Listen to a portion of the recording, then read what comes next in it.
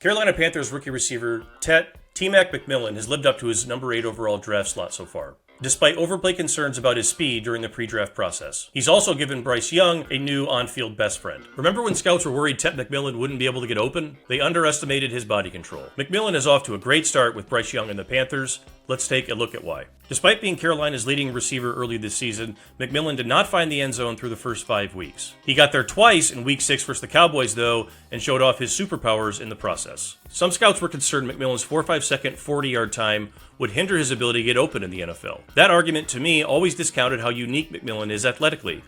This is a former volleyball player and a really good one. This guy is so much more than a big target at 6'5", 212 pounds. He's extremely flexible, explosive, balanced, and just very bendy.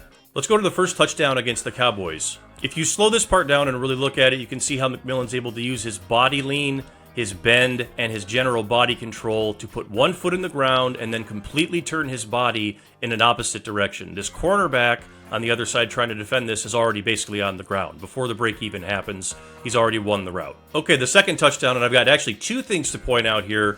We're going to go a little bit away from McMillan on this one and point out something from Bryce Young. Right here, we see Bryce Young's being pressured. This used to be a problem for him in his first year or two, but we can tell now that he has really studied and worked hard on his film study, because watch what he does. He's able to pull that ball, hold it high and tight, rip his elbow up, reset his feet, and make the throw. We watch it again in full time. Instead of panicking, rips the ball forward, resets, and throws. Instead of panicking and running away, he rips the ball forward, resets, and throws for an easy touchdown.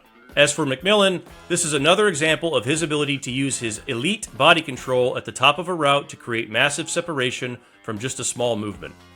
All right, we can see him here lined up in the slot, and we'll watch him get to the top of his route here, again, completely in control.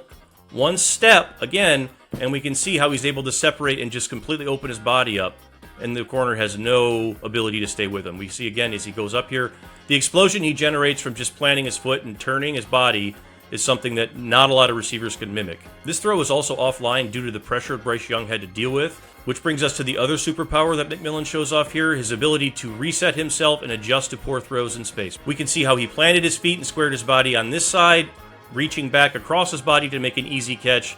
Nothing about that is easy. He makes all of these adjustments in real time look very easy. This was a signature trait of his in college at Arizona. He adjusted to poor throws constantly and made big plays for the Wildcats during his entire career. Tet McMillan was one of the most unique prospects in the 2025 NFL Draft and the best downfield receiving prospect in the entire class. I thought this was a terrific pick for the Panthers back in April, as Bryce Young absolutely needed a receiver with skills like these. So far, so good, as McMillan's been one of the NFL's best rookies.